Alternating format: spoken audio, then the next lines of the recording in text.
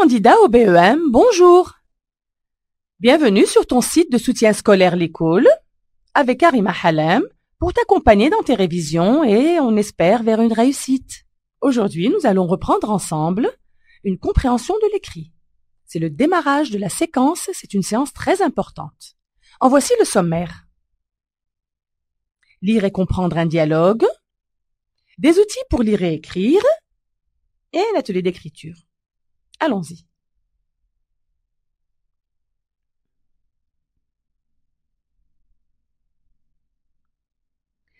Observons le texte sans le lire. Eh oui, toi et moi. Sans le lire.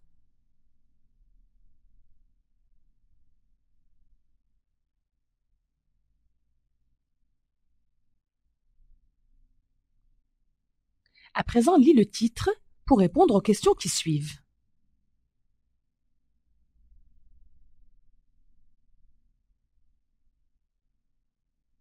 Un remède au bavardage.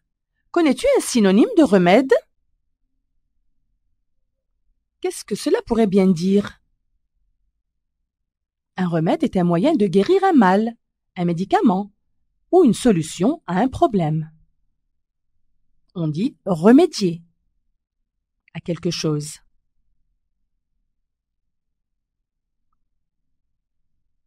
Maintenant, connais-tu un mot ou deux de la famille de bavardage?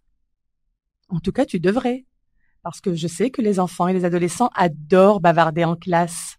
Alors, réponse? Bavardage, du verbe bavarder. Adjectif qualificatif, bavard ou bavarde. On l'écrit dans les bulletins, souvent, bavard ou bavarde.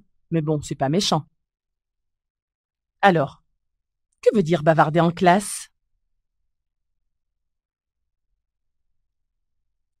Parler, discuter, et en l'occurrence ne pas suivre le cours.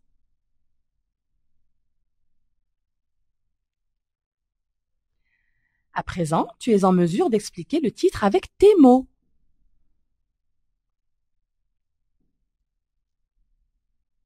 Alors, un remède au bavardage, c'est une solution, un moyen de guérir le bavardage. Drôle de titre. À ton avis, de quoi va traiter le texte? D'après le titre, bien sûr. D'après ce drôle de titre, un remède au bavardage. Il s'agit, apparemment, d'après le titre, de trouver une solution à une personne trop bavarde, peut-être en la faisant taire.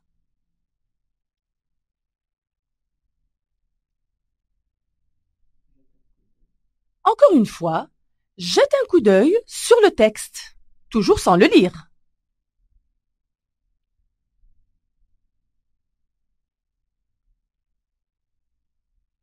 Que penses-tu de sa forme? Ressemble-t-il au texte lu précédemment?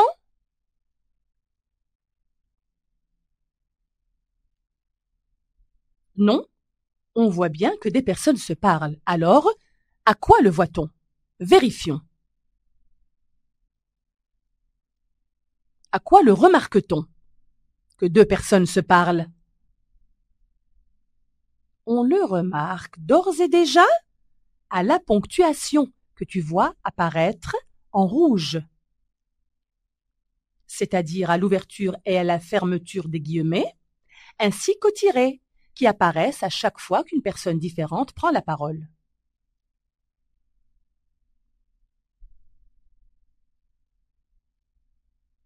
Donc, précise comment on appelle ce genre de texte. Tu t'en souviens? Ça s'appelle un dialogue. C'est un dialogue. Ce texte est donc un dialogue.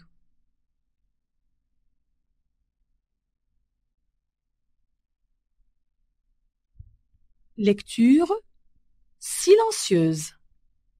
Tu vas lire avec les yeux, sans bouger les lèvres.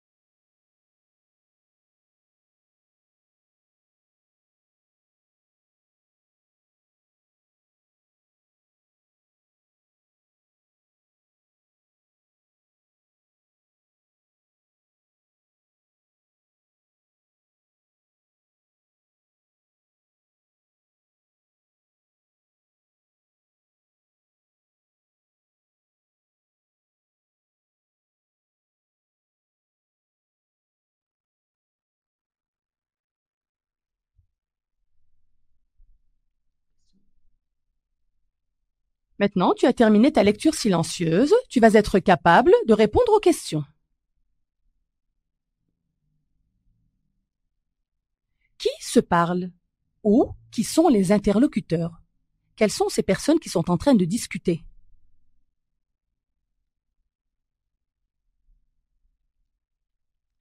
Ce sont Léonard et le médecin qui discutent. Donc le dialogue est entre Léonard et le médecin. Question numéro 1. Qui est malade? Et pourquoi? De quoi souffre-t-il? Léonard est malade, car son épouse bavarde sans arrêt. Voilà sa maladie.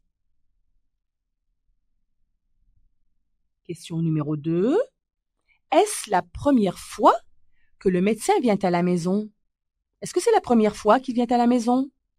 N'est-il pas venu auparavant? Non, c'est la seconde fois. Oui, il est déjà venu une fois avant. Qui le médecin est-il venu soigner la première fois? Réponse. La première fois, il est venu soigner la femme de Léonard. De quel mal souffrait-elle? Elle était muette. Elle souffrait de mutisme, c'est-à-dire qu'elle n'arrivait pas à parler. Le médecin a-t-il réussi à la guérir? Oh oui, il a réussi à la guérir. Tout à fait. Elle est complètement guérie, si bien qu'elle ne se tait plus. Et oui, elle se rattrape, c'est normal. De quel autre problème se plaint à présent Léonard? Sa femme est guérie, elle n'est plus muette. Alors quel est son problème? Et le problème, c'est que Léonard ne supporte plus le bavardage de sa femme.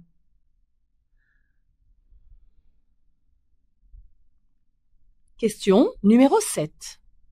Relève les arguments que présente Léonard au médecin pour le convaincre de faire le travail inverse, c'est-à-dire rendre sa femme muette de nouveau, comme elle était avant. Alors vas-y, retrouve les arguments de Léonard.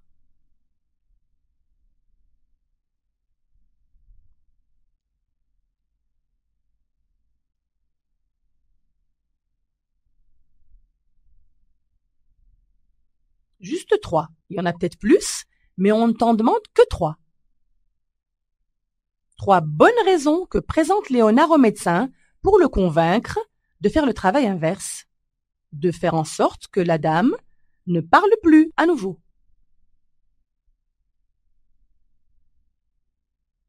Premier argument. D'abord, elle s'est mise à me raconter tout ce qu'elle fait de ses journées sans m'épargner le moindre détail. Deuxième argument. Ensuite, voilà qu'elle chante pour me faire plaisir toute la soirée à tue-tête. Troisième argument. Et pour finir, elle parle dans son sommeil. C'est trop, j'en peux plus. Voilà les arguments présentés par Léonard au médecin. Alors vont-ils le convaincre? Est-ce que ces arguments vont convaincre le médecin? On le verra plus tard. Maintenant, voici une partie du texte. Lis les phrases en vers. Il a l'air épuisé, l'air surpris, au bord des larmes, s'étonne. Léonard est désespéré, d'un air vraiment désolé, enfin soulagé. À quoi servent-elles? Quel est le rôle de ces phrases en italique, celles que tu viens de lire en vers? Sais-tu comment on les appelle? Quelles informations apportent ces phrases ou ces groupes de mots? À quoi servent-elles? C'est la question numéro 1.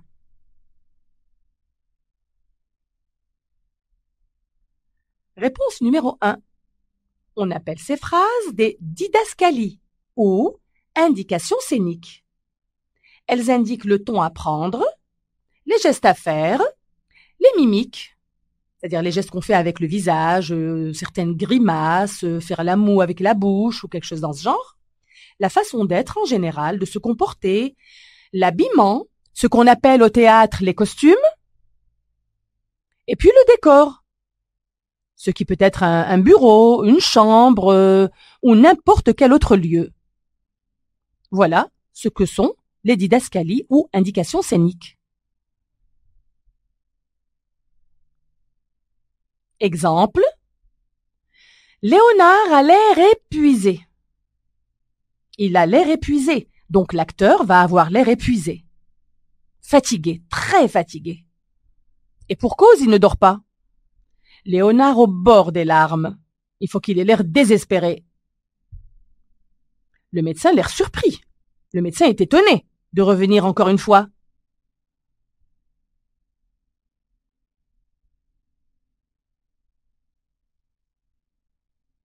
Question numéro 2. Relève du texte les verbes introducteurs de parole. À quoi servent-ils?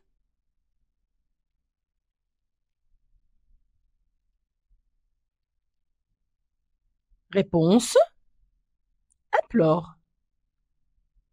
Questionne. Répond. Interroge.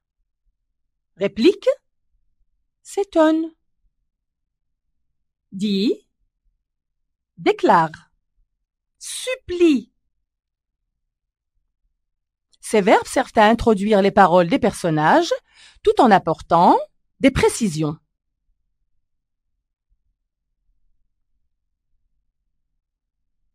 À quel temps sont conjugués ces verbes introducteurs de paroles? Réponse numéro 3. Ces verbes sont conjugués au présent de l'indicatif. Question numéro 4. Dans ce texte, quelle est la partie qui représente le récit, la narration? Donc le récit fait par l'auteur.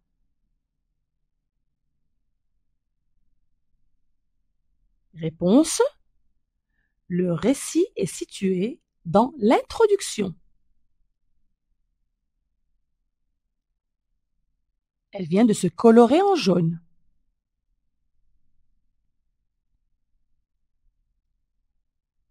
Question numéro 5. Tu as sans doute remarqué que personne n'a demandé son opinion à l'épouse bavarde. À ton avis, quels seraient ses arguments à elle? Réponse numéro 5. Premier argument possible, on ne peut que l'imaginer puisqu'on ne lui a rien demandé. Il se pourrait qu'elle veuille partager ce qu'elle a fait dans sa journée avec son mari. Alors, elle lui raconte tout, dans le moindre détail. Deuxième argument, elle voudrait faire plaisir à son mari. Et oui, maintenant elle parle. Alors, en plus de parler, elle lui chante des chansons. Elle lui chante les chansons qu'elle aime. Encore une fois, pour partager avec lui des choses qu'elle apprécie. Troisième argument qu'elle pourrait avoir, elle a l'air d'être tellement occupée pendant la journée que l'on peut facilement imaginer qu'elle est si épuisée qu'elle fait des cauchemars. C'est pour cela qu'elle parle dans son sommeil. Ce n'est pas pour embêter son mari. En fait, ces arguments sont tous partis de bonnes intentions, sauf le fait qu'elle parle dans son sommeil et qui est involontaire. Et toi, qu'en penses-tu? Faut-il discuter avec elle pour lui expliquer qu'elle doit moins bavarder puisqu'elle incommode son mari? Ou es-tu d'accord avec le mari qui veut lui faire ôter la parole après la lui avoir donnée? N'est-ce pas une solution extrême? Mais bon, je ne veux pas t'influencer. Réfléchis et réponds.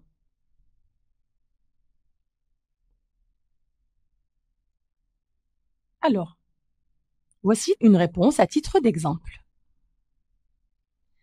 Il faut bien réfléchir avant de prendre une décision grave.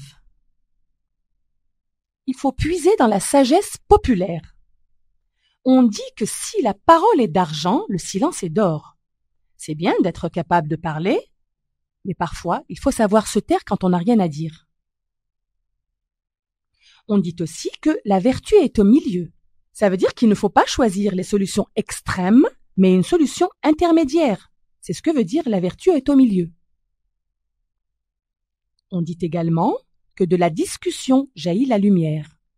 Quand on a un problème, il faut essayer de le régler en en parlant, en discutant, quel que soit le sujet et quelle que soit la personne avec laquelle on ne s'entend pas sur quelque chose. On dit bien que de la discussion jaillit la lumière. À mon avis, ce qui serait préférable à une solution extrême, c'est que le mari, c'est-à-dire Léonard, discute avec sa femme, Catherine, et qu'il lui explique gentiment la situation afin de trouver ensemble un terrain d'entente. Et je suis sûre qu'ils arriveront à une solution.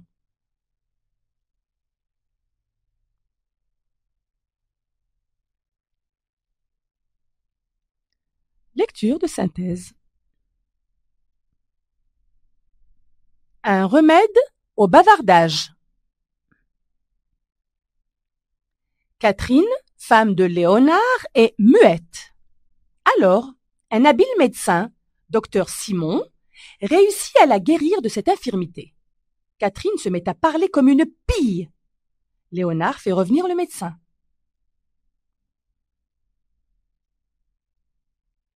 Léonard.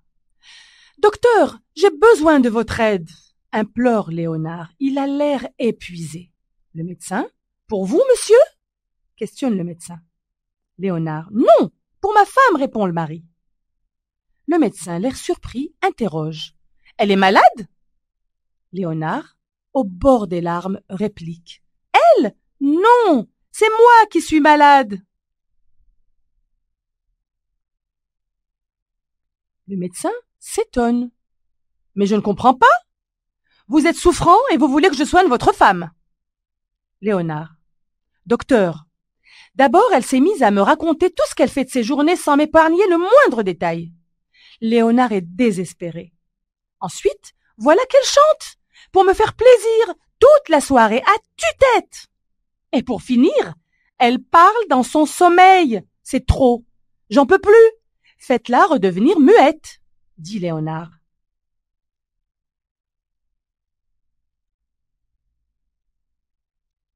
Le médecin. C'est impossible. Je n'ai aucun remède au bavardage, déclare le médecin, d'un air vraiment désolé. Léonard. Tant pis. Alors rendez-moi sourd, supplie Léonard, enfin soulagé. Juste pour info, il faut que tu saches que l'expression bavarder comme une pie vient du fait qu'il y a un oiseau qu'on appelle la pie qui, justement, chante sans arrêt. C'est pour ça qu'on dit bavard comme une pie. Voilà. Ce texte était d'après Anatole France. À chaque fois qu'on te dira d'après, il faut que tu saches que le texte a été touché, manipulé pour les besoins de la leçon. Voilà. Merci de ton attention. Tu étais sur ton site de soutien scolaire l'école, toujours avec Arima Halem pour t'accompagner dans tes révisions. La prochaine séance sera une leçon de vocabulaire.